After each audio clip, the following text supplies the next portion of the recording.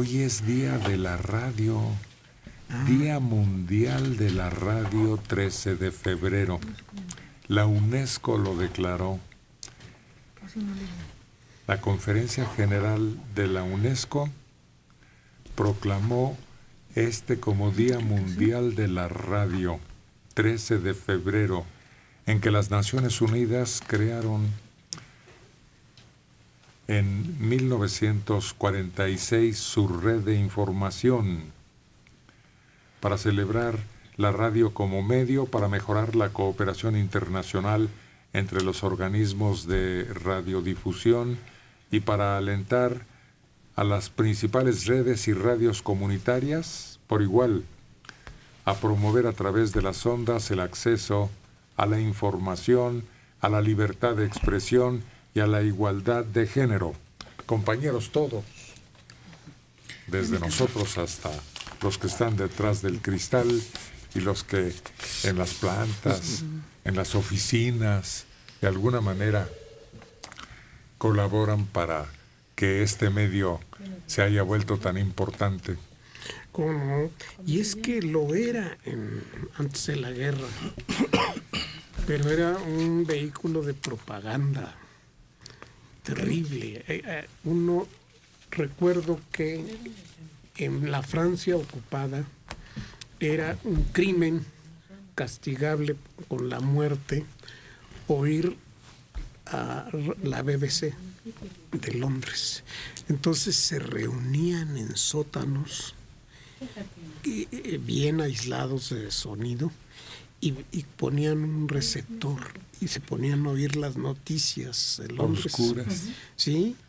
Y, por ejemplo, los alemanes jamás informaban cómo iba la guerra, pero mediante transmisiones la resistencia o la gente común se enteraba de cuándo empezaron a perder y cómo iban perdiendo batallas y cómo avanzaba el Ejército Rojo y cómo las cosas iban empeorando para los alemanes.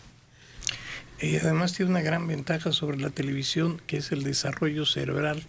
Una gente que oye radio tiene que utilizar su imaginación y ejercitar su cerebro así. En cambio, el que ve televisión simplemente recibe, es un mero receptor. Otra ventaja que tiene es que es un medio mucho más democrático. Actualmente cada vez es más barato poder hacer uso de la radio, en cambio la televisión no. La televisión sigue siendo un medio muy elitista. Y por ejemplo, las funciones que tiene, aparte de lo comercial, de que ahorita cuando hay algún fenómeno natural, que venga una tormenta, que venga, no sé, algún huracán, cosas así, terremoto, todo es indispensable. Ahorita ya no es como que solamente una cosa de lujo, es algo que necesitas para poder complementar tu vida diaria. Y también puedes aprender tantas cosas porque puedes estar escuchando y a la vez llevando otra actividad en tu hogar, en tu oficina, en donde te encuentres, y vas aprendiendo. Hay gente tan sabia que nada más de estar escuchando radio hablada aprende muchas cosas. Y hay ese fenómeno que yo no he alcanzado a explicar a mí muy bien, que es la capacidad que tiene cualquier persona de hacer cualquier cosa. Es decir, desde manejar un coche hasta resolver problemas matemáticos oyendo radio. Es decir, no se distrae la parte del cerebro que requiere reflexión y reflejos inmediatos de estar oyendo el radio, la radio.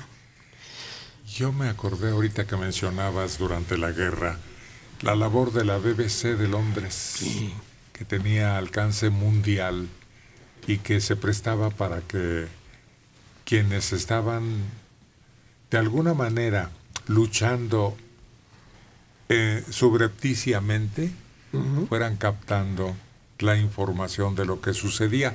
¿Y sabes quién? Rosa de Tokio, que me impactó terriblemente al conocer de qué manera trabajaba y todo lo relacionado con ella. Es sorprendente. Era una locutora que transmitía Radio Tokio dirigida a las tripulaciones de los barcos, de las flotas de Estados Unidos. Y ella, con una voz muy sexy, les decía, ¿por qué estás en esta guerra? ¿Por qué no piensas en tu esposa? Tu esposa está sola, está en casa, quién sabe a quién conozca. ¿Por qué no regresas con tus papás, con tus hijos? ¿Qué haces aquí? Les echaba rollos así, ¿no? Para desmoralizarlos. ¿Y tus hijos? Sí. Y luego tocaba los éxitos de las grandes bandas. Sí. Eso sí, quién sabe cómo alemanes y japoneses conseguían los éxitos del momento. Pero es una mujer que queda con una historia trágica. Por un lado, de su país, el país de donde era originaria, ahí la toman como traidora. El esposo la abandona, queda prisionera un tiempo, queda desconocida por el marido, por la familia, por sus connacionales, y viviendo después en Estados Unidos como una cosa rara que ya no pertenecía ni aquí ni allá. Ella es inmigrante, pero ya creció en el medio norteamericano, por eso conocía perfectamente tanto el idioma como la música. Y en un viaje la localizan y la reclutan forzosamente los japoneses y la ponen a esa tarea que se volvió importantísima como factor extra durante la contienda. Sí, era una cosa con que tenían que vivir los marinos de Estados Unidos. Los alemanes tenían un equivalente que era Lord Jaja, que se dirigía a los aliados en tierra en Europa, pero no era tan eficaz. Y luego la radio se consagró como medio seriamente tomado en cuenta cuando la invasión de Marte. No, eso es un acontecimiento de veras sorprendente. Está tan bien hecha la representación que no era no bastaba la periódica aclaración cada X minutos, cada 15 minutos creo que era.